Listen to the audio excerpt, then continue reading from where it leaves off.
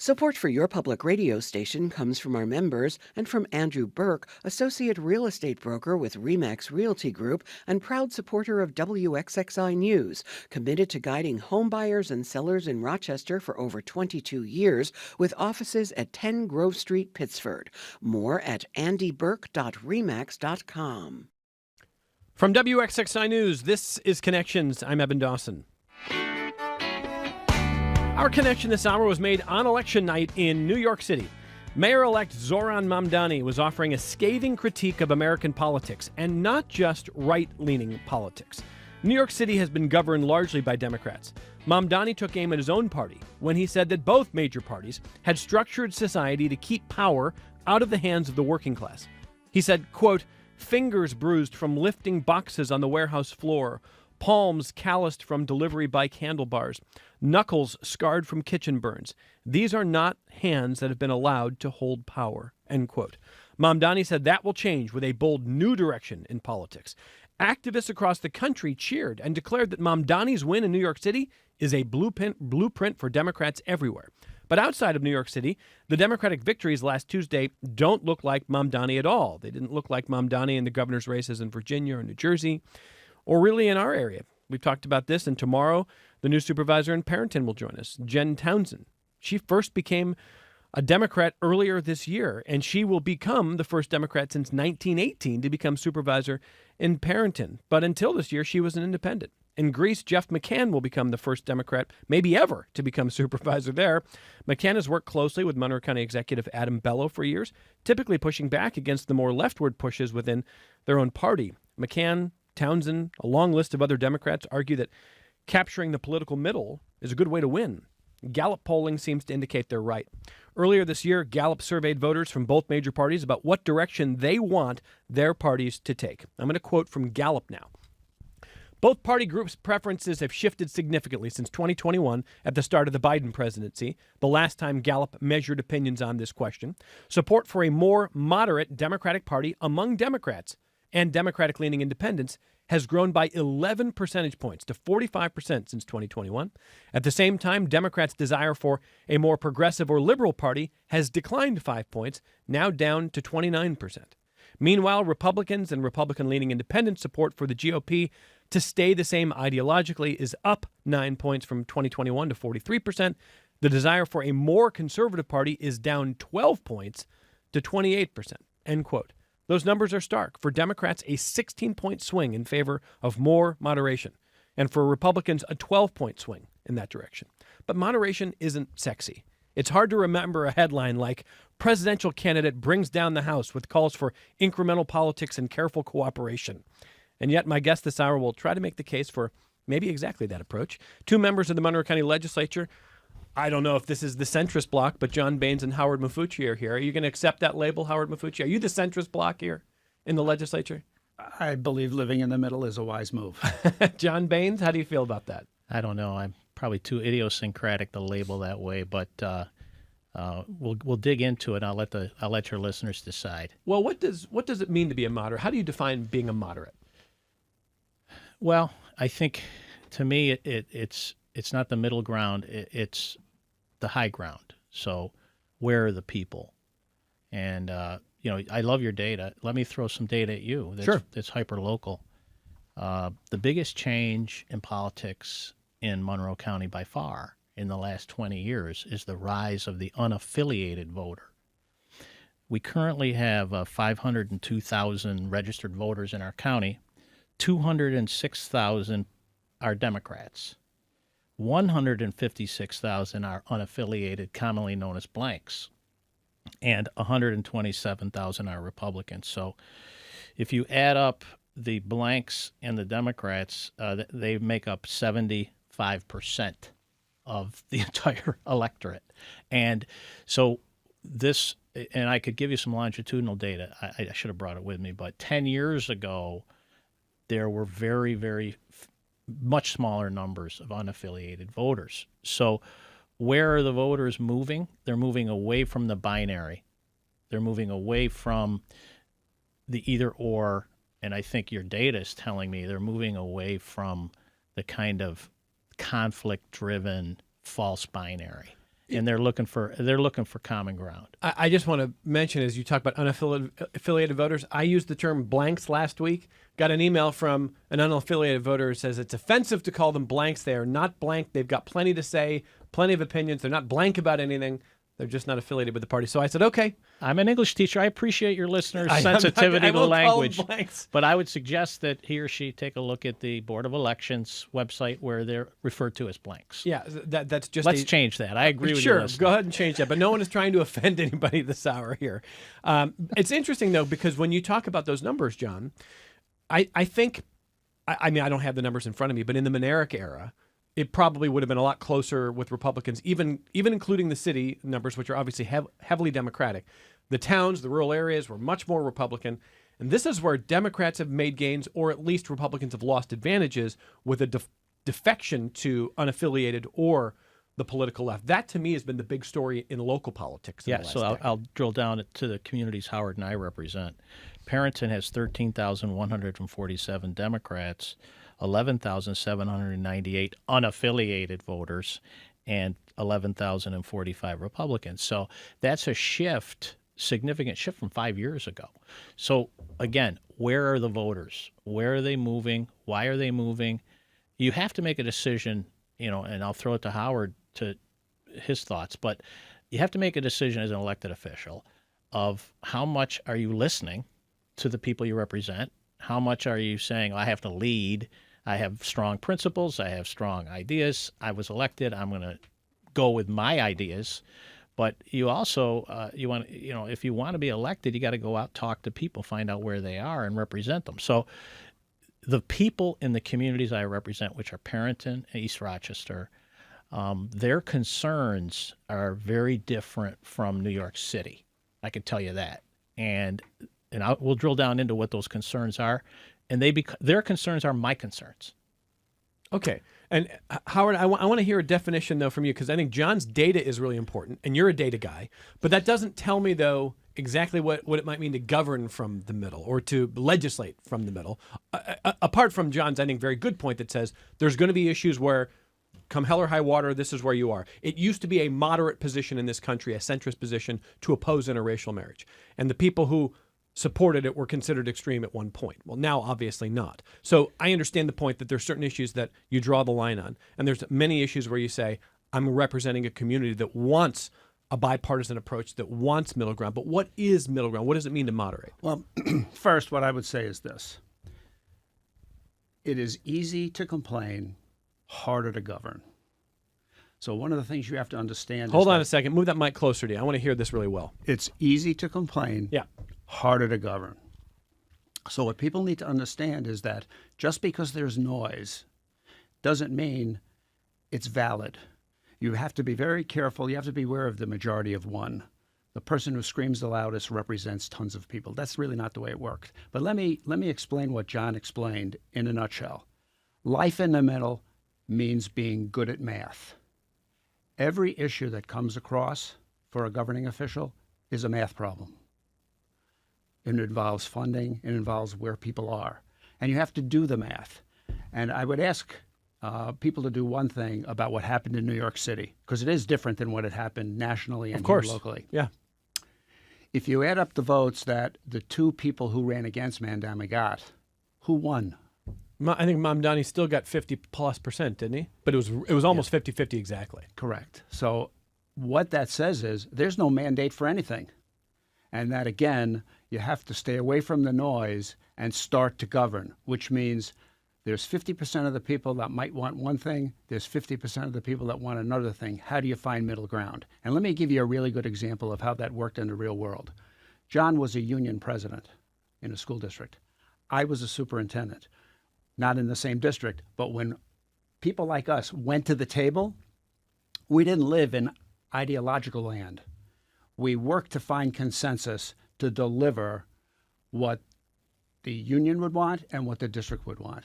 And that's how it works. You have to give a little everywhere? Correct. And reaching consensus means you walk away from the table not happy with everything, but something you can live with. And what I find is that the noisiest people on the right and the left aren't good at math. They don't do the math. Okay, so we're not going to spend the hour on Mamdani, but two other points on that, because we're on it right now. When he says the working class, the fingers bruised from lifting boxes on the warehouse floor, the palms calloused from delivery by handlebars, the knuckles scarred from kitchen burns, those are not hands that have been allowed to hold power. And he is making an explicit case that political moderation has not served the working class, that it's been bad for working class citizens. Do you disagree with that? Well, it's complicated because as someone who taught U.S. history and government, and part of what I taught was about economics, capitalism is a wonderful system for entrepreneurship. Socialism is a good system to make sure everybody's needs are met. But at some point, you have to be able to grow your base, grow your economy. So you need a combination of a system like capitalism that is a profit-making system that sometimes puts profits over people, and then more socialized programs that are social safety nets. Like Medicare. Correct, to make sure people's basic needs are met. And I'll tell you this, one of the things that Mamdani is on that's very true. One of the weaknesses of our system right now is it's hard for some people to make a living wage. And if you can't make a living wage, you need something to survive, or you're going to find another way to make money. Yeah, and I think so. So John Baynes, I think a lot of the people in the room cheering Mamdani on election night would say that Howard Maffucci's right. We can't make a living wage. We have jobs and we still can't afford to buy our own place to live. And it's been the problem of incrementalism. It's been the problem of moderation, and that's going to change. I don't get the connection. I think it hasn't actually been incrementalism. I think it's been a shift in this country toward the wealthy. And we've shifted our tax policies. We've, if you take a look at the way we tax poor people, I mean, it's a very, very expensive country to be poor in. And by the way, I don't know. I've researched Mamdani. He didn't grow up in East Rochester. He didn't grow up with the kids I grew up with. Their parents working in the car shops. I'm one of 10 kids. I don't know what he's talking about. That doesn't relate to me at all. I mean, I'm from a working class community where people worked, and I personally worked multiple jobs for 30 years. I'm still working, and so the idea that the voice of working people is not in the demo. I mean, Joe Morelli's dad was a union guy. All right, Joe Morelli didn't pop out of some cushy little lifestyle into public service, and nor did Howard, nor did I. So I like his poetry there that you were reading from Mr. Mamdani, but I think the voices of the working class have been represented in this county. I have members of the legislature that work with me who grew up very poor and represent their constituents with a deep understanding. So you're saying it's a false choice, saying if you're in the political middle, you can't be for the working class. It's crazy. And where does that's just a bizarre theory. No, and the political middle supports social safety nets. They just have to be paid for. What I find is a problem on people who are on the far right and the far left. They want things, but they don't want to pay for it. And sometimes the argument they use defies common sense. I'd use the example of a billionaire. How did a billionaire make his money? He made his money building something that people supported. And what's happening now is, in many cases, people who need to go out and buy things can't afford it. So you would think the billionaire class would want people to make a living wage. So they can continue to be customers. And one of the examples I use is the iPhone. We don't make the iPhone here. If we did, yes, it would drive up the cost of the iPhone. But think about the amount of income people would make making it here. It's hard because people want to pay less for things, but you also need to make sure that the system you have pays people a living wage so they don't have to turn to crime. No, it's interesting, John rejecting this premise that if you're in the middle, you can't be for the working class. We saw right across the river, we saw in New Jersey the governor's race won by Mikey Sherrill. And Mikey Sherrill talked about affordability, talked about the cost of energy, talked about the cost of living, but rejected the idea of city or state-owned grocery stores, rejected the idea, some of the ideas that Mamdani puts forward. So it's the same kind of language of defining the problems, but Mikey Sherrill said, we're going to solve those from the middle. And Mamdani says, we're not going to solve this. So it's going to be interesting to kind of watch that. Go ahead. Life in the middle, political officials who live in the middle support unions. What do unions do? They make sure workers are paid appropriately. So if you take a look at the issues that are quote-unquote moderate issues, listening to the voters I represent and the people I represent, probably their two top concerns are public safety and taxes. And, because we are in a government, Howard and I are in a government that extracts its revenue from taxing people's shelter. That's really not right. We shouldn't, but that's the world that we've built. So our number one job as legislators, the way the charter is written in Monroe County, is to keep an eye on the money and to make sure that every dollar is spent well to help people, to provide services, and that we are careful with dollars. Because if we're not, and we have to go override the tax cap, which we're not doing, a number of municipalities are doing that. We are not. We have not since I've been in the legislature. And we have increased taxes, even though they keep talking about the tax rate, which is just a math thing. But the actual amount of money we're collecting from the community has gone up in the last, in the Bellow era. But it's been very responsible. So I know that sounds, like you said, it's not sexy, sounds boring. But I think when public officials are really concerned with things like public safety, which I'd love to dig into that, and how Howard and I have been involved in that, and how we're concerned. Howard's a major numbers guy, and I'm into the numbers too, big time. And I'm asking a lot of questions at meetings, trying to get answers for the voters as to how the money's being spent. I don't know if that's moderation or not. One other piece of sound I do want to listen to from election night. This is the end of the Mamdani section of this interview. This is how Mamdani describes problem solving from his perspective. We will prove that there is no problem too large for government to solve and no concern too small for it to care about. I said on this program, I would love to ask him about this. I can think of a lot of problems small enough the government should not be getting its hands on or caring about. That's a quote that, to me, I don't fully understand. But go ahead, guys. That is absolutely insane to say that, for number one, the number one way we solve problems in this country is in our homes, in our families. The government is not going to solve your problems, and we don't want it to. And we want you as a family to be able to have safe streets, to be able to have good schools for your children. But the locus of control for the American people is the American people themselves. And this notion that he's trying to communicate here, get back to me in 2 years. Let's see how well he does. Get back to me when you think that government's the answer to everything. Howard? I will agree with John with his basic premise, except I would add one piece to it. I see government as a referee. You have people out there that have all kinds of needs, wants, beliefs on certain issues. It's the role of the government to help those people with disparate opinions to bring consensus so that what we are doing supports the good of the community. And you can pick almost any issue, same-sex marriage, abortion, taxes. What government should be doing is assessing all those opinions and trying to find a way to forge consensus to move forward.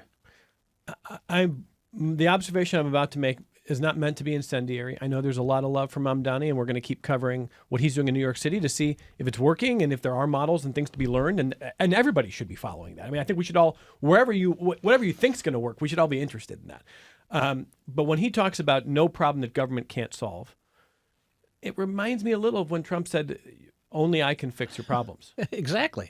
And I'm not saying Mamdani is Trump. I'm not saying he's like Trump. I'm just saying the rhetoric that's kind of the horseshoe theory of politics there. And, people on very different sides of the political aisle saying only government's going to solve the big problem. So, when he said in that speech, which I will remind your listeners, that was actually the inauguration That was his inaugural speech. And the exact quote was, I alone can solve can it. fix it. Can fix so it. so that's basically putting up a cult of personality that's going to come in and solve everything. And then Mamdani's saying the government is a structure that we're going to save, that we're going to fix everything. The arrogance of that is so wildly un-American. When we the people read, do any of these people read the introduction to the Constitution of the United States?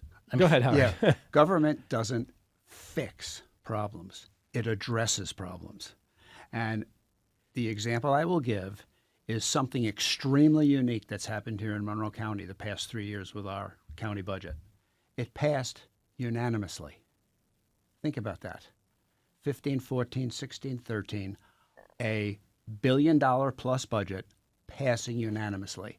It wasn't because the county government is fixing problems, it's addressing them. Yeah, no, that's an interesting frame, Howard, because I mentioned the way polls changed on interracial marriage.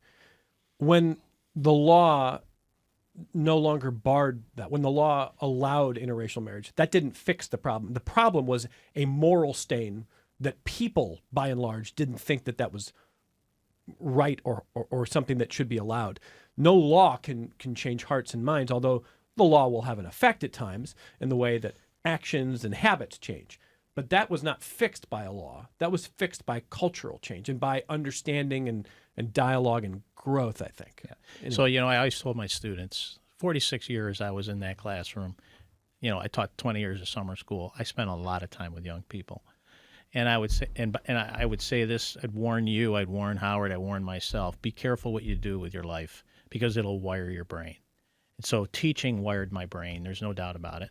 And everything that I say and think is affected by that role that I played. And so, one of the things when I walked into a classroom with students, I say, let me make something very clear to you. I work for your parents. They're not here, but they're here. I work for them. And so, my philosophy, and that's a government school. And when the public schools get in trouble, and some of them have flirted with a little trouble in the last few years, it's when they begin to think they know better than parents, when they think that they can be ideological, that they're teaching answers and not teaching questions. And so my experience in the public schools has a lot to do with my thinking about government and how government should function. Let me push a little on that, and then I know Howard's ready to jump in at the bit to jump on that. Let me just push a little on that. You don't think there are moments where you feel like you do have a better approach than parents, or some parents you think are neglectful, not really invested, not giving a damn? You don't think there's times as a teacher where you do know better? Well, I certainly don't know their child better, and I am not going to be I don't with know their that you don't at times. I'm not saying the whole population. Well, Mamdani thinks he has all the answers. God bless him. I hope he does a great job. But if I'm with a child for 40 minutes, 180 sessions, probably 160 sessions for 40 minutes, and for me to have the arrogance to believe that I'm the answer for that child's problems. I'm a support. I'm a caregiver. I'm trying to uplift and inspire, and I want to listen to what that child has to say. And the other thing about being a teacher that's affected me is when I go into a room with 30 children and they're all so different, I'm doing what Howard's describing. I'm trying to how can we get on common ground? How can we move forward together? It's like being a coach. Teaching at the highest level is coaching, right? And so I think government, when it functions well, and Howard's described it very well, it isn't prescriptive. It's representative, and that means really paying attention to the problems, which I think we've been trying to do. Yeah, I just want to go back to Mamdani one more time. Okay. Because I love his enthusiasm, but I start to chuckle a little bit because one of the things that people who haven't been involved in government don't understand is that you can be enthusiastic about a whole lot of things and say a lot of things. He's going to bump up against the reality of governing, and it's three things: what do you want, why do you want it, and how are you paying for it? And what ends up happening many times for people who are inexperienced in leadership and governing is all they talk about is what we want and why we want it. They don't talk about, well, how are we going to pay for it? And I think that's where he's going to bump up against some issues.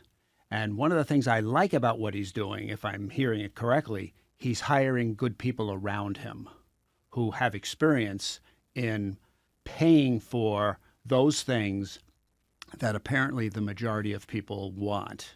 So you, in 2 years, if we sit down and he's had a ton of successes that you didn't expect, will you both say, boy, I was wrong about that guy? No, I'm not wrong about, first of all, I'm not sure who I would have really voted for, but I can tell you that I believe one of the things... You would have thought maybe Andrew Cuomo or Curtis Sliwa? Well, that's the problem. I don't think the opponents, the three of them, because there were three of them actually, one who was not really running but could get votes, were just bad candidates for reasons that we'd have to spend another hour talking yeah, we don't about. Need to talk because too I'll much tell you, about one of the things I always respected about Andrew Cuomo was that he was a very tough individual. And for me, initially, when he entered the fray, I wanted somebody who was tough enough to address what's going on in Washington. But you're not worried he was fake tough? He's a bully and a creep. That's my opinion. I think there's a difference between tough and fake tough. You have to remember that I spent a lot of time going to Albany advocating for public education. And while I only met with him once, I did meet with his staff. And I think that you could make the case that they were a bit of a bully. But when issues were very important, they could fight the fight. Again, I think somebody like Mamdani is the next generation of young people who are going to get into government. And what I hope is that they take their enthusiasm and their desire to identify important issues, that they do the three pieces. What do you want? Why do you want it? And if the why you want it justifies what you want, now how are you going to pay for it? Because what gets people in trouble, they don't spend enough time on how are we going to pay for it. I mean, John talked a little bit about taxes, and he's correct. Property taxes are the worst way to raise money, just the worst way for all kinds of reasons. Again, we could spend an hour talking about just equalization rates. I like when you come in and talk wonky budget stuff. We'll do that on a different day. But you have to remember, the most progressive form of taxation is what? Income taxes. Income tax. The more you make, the more you pay. It's very logical. The next level, which is semi-regressive, property taxes. And the most regressive form of taxation, sales taxes. And guess what we do in Monroe County, which I find fascinating? We reduce property taxes by using sales tax revenue. We do. Okay, so here's what we're going to do. In our second half hour, it's going to be all listener feedback here. I've got one more question for our two guests who are boldly taking up the political moderate or centrist ground here. I want to ask you if it is your view that the party that largely moves more to the middle first will win more. And before you answer, I'm just going to say we saw Mamdani's image in Republican mailers about Democratic town candidates. I mean, Amaret Miller, who's going to be on the program tomorrow, wins town council seat in Greece. And they're trying to tie Amaret Miller to Mamdani. And she's going, I've never met the guy. Like, I'm running for a town council seat. But the Republican Party sees this as a chance to say, look how left they're moving. Meanwhile, the Mikey Sherrills and Spanbergers and most of the Democratic victories are not like Mamdani at all. They're much more political centrist in what I would call in nature. While the Republican Party is unquestionably moving to the right. There's a Spencer Cox here and there, but more often than not, it's the Larry Hogans who are getting out of politics. It's the Adam Kinzingers who are getting out of politics. Spencer Cox is the outlier. The Republican Party is moving right. So do you believe that moving to the middle is the way to win for your party? Well, we've shown it, okay? And we don't just move to the middle in the sense that we reject our brothers and sisters in the party who are left of us. I embrace them and I value them. It isn't a rejection of progressives. The progressives have contributed. So you're saying broaden the tent, the party that broadens and includes and considers the middle. Look, the other party is the wholly owned subsidiary of the cult of Trump, period. I mean, that's why all those people are leaving. And, when I ran in 2019, and I flipped a seat that had never been, Howard did it before I did. He won a seat that had never been won by a Democrat. Then I won the 18th, had never been won by a Democrat. Then I won the 11th after they redistricted me. Had been represented by Louise Slaughter 30 years ago, but they put a mailer out the Republicans, the picture, three of them actually, with pictures of Cuomo, basically saying that I was Cuomo's towel boy, you know. And the funny thing is I ran the largest anti-Cuomo rally in the history of the state at Minerva DeLand School. We had about 5,000 people, and it was about 15 degrees out. The wind was howling. There's all kinds of media on it. You can check it. And but you know, so the Republicans, if they think that scaring people by waving the bloody flag of the communist, what Trump calls Mamdani. Yeah. I haven't paid a lot of And he's not a attention to communist, Mamdani, right, so right. I don't really have many opinions about the guy other than what I'm listening to what you're saying about him. But so, no, I think the party that is with the people, and the people are in the middle, period. That's where the people are. They want safe streets. They want good schools. They want good plowing of their highways. There isn't a democratic way to plow a highway, okay? There's just a high-quality way to do it. And so you have to focus on services for the community, supporting families, and supporting the economic development, which I think economic development is not giving more money to billionaires. That hasn't worked out too sweetly for us. It's investing in quality infrastructure, and then letting the people use that infrastructure. So that's governing from the middle. But Howard, let me just challenge one part of that. There might be a right-left way of plowing the highways, and that's this. Are you prioritizing the richest neighborhoods first and only? Do you care about the people who have to walk and don't own cars and don't own houses? That might be the argument. And let me address that issue after I ask you this question. I'm Okay. going to put my Howie the teacher hat on. Okay. Because I always believed that you just ask questions. What's the most important reason why people belong to political parties? What do you get to pick? Candidates. You get to be in the primary. Yeah. So that's really, and some people join parties for other reasons, but you get to pick candidates. When you are a blank or an independent, you don't pick candidates, except when? Election day. Correct. And that's what's happened. The two parties had their platforms, and who won the election? The blanks and independents, because they gave Democrats more votes. Boss Tweed used to say, I don't care who does the voting in the general, as long as I get to do the nominating. And to address your issue, I deal with this all the time when I talk about schools. Student achievement issues impact urban areas more than suburban areas because there's higher concentrations of poverty because people can't make a living wage. You want to fix student achievement in urban areas? Fix the poverty issue. Make sure everyone's making a living wage. And the other thing, to do. Howard, that we should, before you move to your Yep. is that you have political. So we care about, we should care about plowing the roads in poor areas. And back to Boss Tweed. I mean, you have monocultures, political monocultures in Monroe County. I was elected 43 years ago, judge in Wayne County. I was a Democrat. Show me a Democrat in Wayne County right now, and there might be one out there who's been elected. So, there is no general election in the city of Rochester to speak of, and there is no general election in portions of Monroe County. But Howard and I, when we're talking about the middle, we're talking about representing communities like Pittsford, East Rochester, and Perrington, where there are two robust parties. There's a large number of unaffiliated voters. There's you can't win a primary or get a nomination and be an elected official in the communities in which we live. And I'm so glad I live in a community where I can lose an election. And because in the city of Rochester, for instance, the primary is the election. And, so a lot of what we're talking about doesn't apply there that we're saying right here.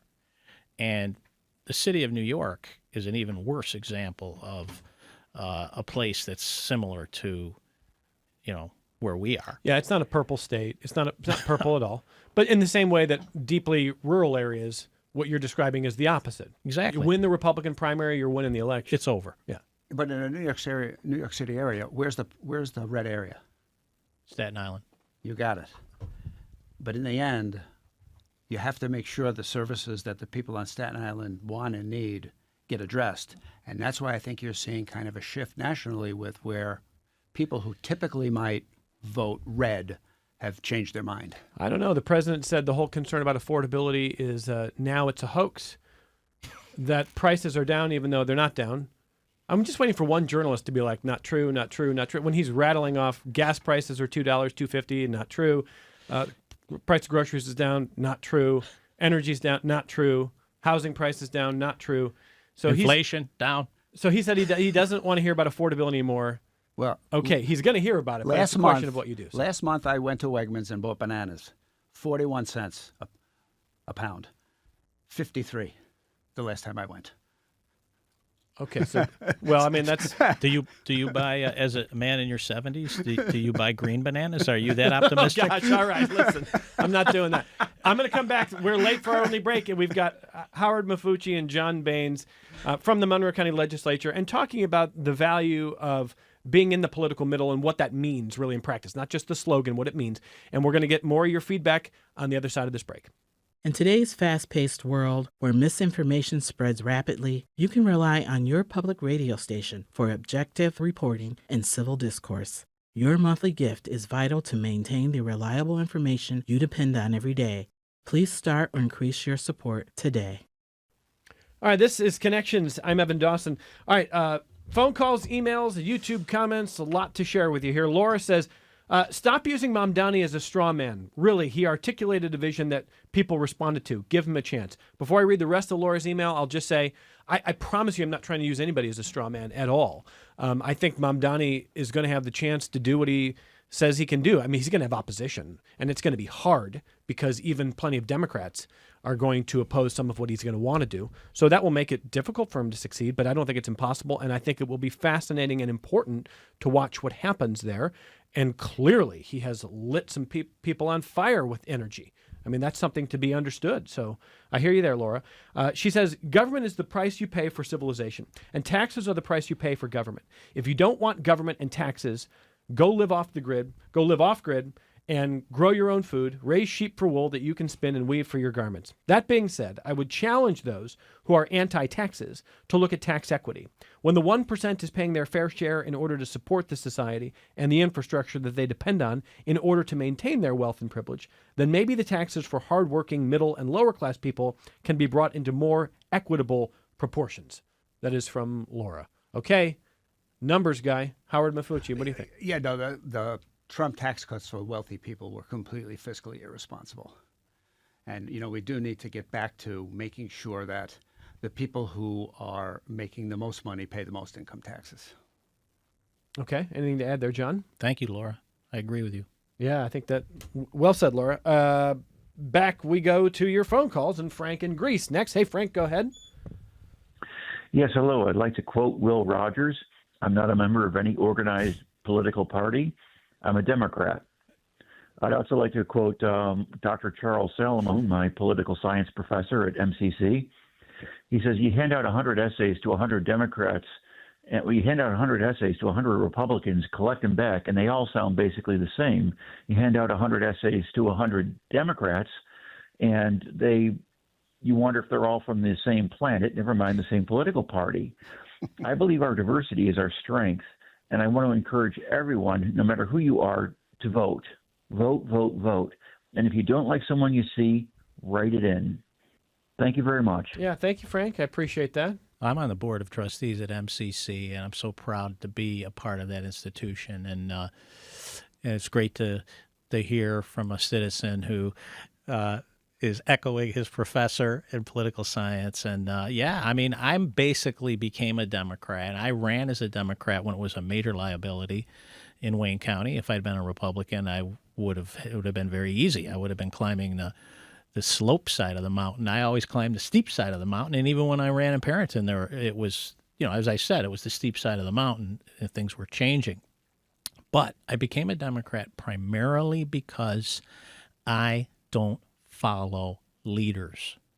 I don't do what I'm told, and I have never done what I'm told to do by, I don't believe it's my role to be, to do anything but to think for myself. A police officer pulls you over, you're doing what you're told. Yeah. Okay. That's an extreme example where I'm in custody of a law enforcement official. Okay. But I'm talking about doing what I'm told in terms of my mind. Okay. And I'm steeped in the works of Emerson and Thoreau. I taught those works, and so the whole idea of being an independent thinker and making my mind up issue by issue is why I'm a Democrat. Period. And I have these 10 commandments of effective leadership. Only there's like 175 of them, and I think I would describe it a little differently than what John said, in that as one of the leadership skills is you never give in to a bully, which means when you're being bullied, and I think that's what John is saying about himself, he's just not going to be bullied by anyone. Told how to think, how to vote. Correct. And that you will push back, and it's sometimes the implication, Howard and John, is that your own party has occasionally bullied people over how to think or what to do in recent years. Do you think that's true? Actually, that's not me. They haven't really. They tried maybe, but No, other people have they attempted to do yeah. that? Well, because there's ideologues on the extreme sides of both parties. There are ideologues who believe their way is the highway, and if you don't follow the party line, you're somehow not an effective member of the party. I mean, John and I have been criticized very publicly over the past several years by people in our party who they just want us to follow their lead. Well, there's another leadership skill. When you're right, stay right. And I'm not going to follow someone who's wrong. Just not. I think the Democratic Party is strong. I love the call. I think the Democratic Party is stronger when we all really have our own powerful vision of what we want to do, and then we collaborate from there. The biggest problem that we have, I think, in government is that a lot of people get into it. I'm one of 10 kids, right? So we all got to find a way to get in the car, find a seat, stop fighting over who's sitting by the window, and get somewhere. And, so now I get into government, and I'm in a body of 29 people in the Monroe County Legislature. I think it would be a lot better off if people had better collaborative skills. So you don't have to abandon your principles to be a collaborator, to really be on a team. And so it's a kind of interesting, it's a dance between your individuality, your principles, and then how do I work in a team? How do I could describe some of the things that I've done in the legislature that I did with Republicans. And then I've done other things with no Republican help because I tried, but it wasn't there. So, it's a collaborative game. And I just want to clarify one thing that I said earlier about taxation. And I know we're going to get into taxes down the road here once the budget's out. If you go back to the days of Ronald Reagan, he did massive tax cuts for the wealthy people and over time had to reverse them. And I think that's where we are with the Trump tax cuts, that, yes, wealthy people pay more taxes than other people do. But what's happened is the burden has shifted, and essential government services need to be paid for. And the most progressive way to pay for that is people who make more money. All right, back to your feedback here. And we got a bunch to read here. Sydney on YouTube says, I'm good with progressive goals, but maybe it would be wiser for people like Mamdani to say they are democratic capitalists rather than democratic socialists for wise regulation of capitalism for all. Sydney, I don't know if Mamdani would say he is a capitalist. He is heavily critical of capitalism, whereas you heard Howard Maffucci say it is a system that's lifted a lot of people out of poverty and has done a lot of good for the world, although, of course, it can be corrupted. And so I don't know that Mamdani would want that label, is all I'm saying. I can't speak for him or his campaign. But anyway. There's massive misunderstanding of what capitalism and socialism is, because actually there are socialized principles that are the basis of capitalism. For instance, bankruptcy. Some people would argue that's really not a feature of capitalism, but it is. When entrepreneurs go out and they try something new and it fails and they declare bankruptcy, who pays their debts? Other people. That's a socialized type concept. So it's complicated. Again, I think what you have to look at is what are the essential services that people need to live, and those services need to be guaranteed. They just do. Allison says, Mamdani is explicitly not saying the government should fix all problems, no matter how small. He said no problem is too small for government to care about. I don't know where you're getting the idea that Mamdani thinks he has all the answers. He's been very transparent about recognizing his own limitations, relying on others' expertise, and listening. That's fair enough, Allison. the soundbite that we played from election night, he says there's no problem too small for government to care about. If you want to parse that and say he's not saying government will care about every small problem. He's saying government could get involved in whatever it wants and fix it. And he's saying there's no problem too large for government to fix. And I'm simply saying a lot of people would reject that. Government doesn't fix, it addresses.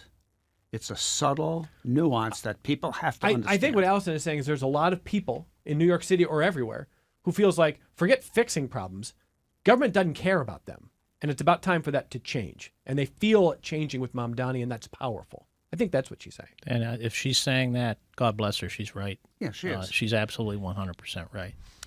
Andrew emails to say, Evan, your guests are not necessarily moderates. They are mature. Their opposite are not extremists. They are immature.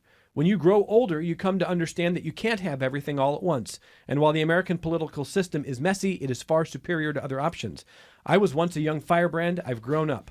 Mamdani's election night crowd was very young. I would guess it was also wealthier than the average New Yorker. They will learn the limits of socialism soon enough. That's from Andrew. What do you think, John Baynes? Are you not a moderate? You're just mature, Andrew says. Well, I've never been accused of being mature before, so thank you.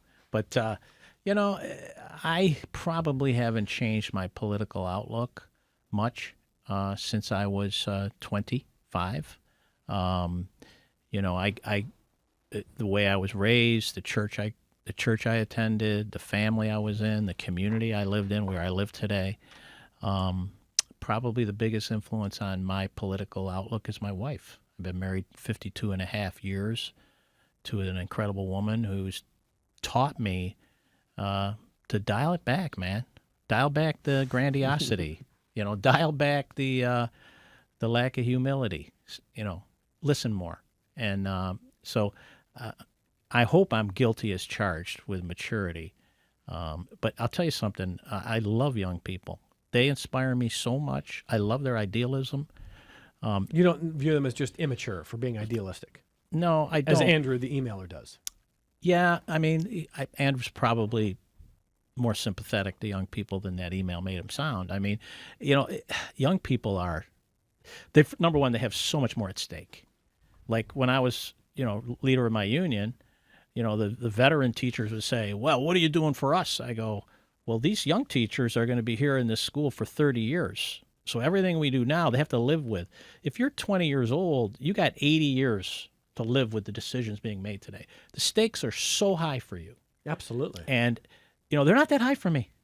I mean, let's be honest. I'm 72 years old. The decisions we make, I'm going to live with them for what? A week? 10 years? Come on, 20 John. years? Who knows? But I understand the point. And so I want to be careful because, of course, there's serious ageism, by the way. It's the last ism. And Howard and I have both been called old men and all this stuff by certain members of our party, which I just laugh off. But, I don't like reverse ageism, where you assume that younger people are everything. And engaging with them is so important to me. And listening, mocking them for idealism is a bad idea, isn't it? It's not a good idea. Yeah. and I don't think you're right. It really means that, and I appreciate the fact that he's being kind to us. But. Okay, Howard. Yeah, let me revisit Mr. Maffucci's social studies class again. Okay. We have a socialized army. Should we have for-profit armies? Ooh. Prisons, schools. So when you actually examine that hypothesis, let's try for-profit armies. I think you're going to very quickly go back to a socialized army. I think you will. As we get ready to wrap here, guys, are you sitting here knowing that what you saw in your own town in Parenton, historic? We're going to talk to Jen Townsend tomorrow on this program, the incoming supervisor. Looking forward to that. We're going to talk to Kevin Barry from Penfield tomorrow on this program. Amaret Miller. These are not races that that should have been, quote, winnable until just recently. Mm-hmm. And these are historic. And we're going to talk about that. But they got to do them again in a year because of the quirk of the system that now we're going to do local elections on even number years, which I think is silly. I'm willing to put my bias out there. I like, quote, off years. I like people to have to be engaged. But 30 seconds, are you an optimist for the future of your party locally and nationally right now, or are you concerned? If number one, I know Jen Townsend's going to do a fantastic job. If all the folks who get elected don't do a good job, we have a bad future. We have no future. So, when you win elections, you have the trust of the people, and don't get ahead of yourself. Listen, don't think you have all the answers. I don't believe that any of the folks you mentioned will conduct themselves that way. Meredith Stockman Broadbent was elected with me in 2019. She was the first Democrat elected in the town of Parenton in over 100 years to the town board. Her relentless focus on the quality of life of the citizens of Parenton has created a brand. She has actually, more than I have, been the critical factor in growing the Democratic Party. Why? Because of competence. Final thoughts. Keep it tight. Be good at math. What do you want? Why do you want it? How are you paying for it? They do that effectively, they'll survive. You're like the Michael Pollan of politics. Michael Pollan said, I'm going to hurt my marketing for my new book, but I can sum it up in 7 words, 3 sentences. Eat food, not too much, mostly plants. And they're going, well, I got Howie's going, what do you want? Why do you want it? How do you pay for it? I'm not buying your book. I got the gist. He's a middle school teacher. Come back, talk about the budget soon. Will you do that? Yeah, absolutely. Thank you, guys. John Baynes, Howard Maffucci, representing the Monroe County Legislature. The centrist bloc, I guess. More connections coming up in a moment.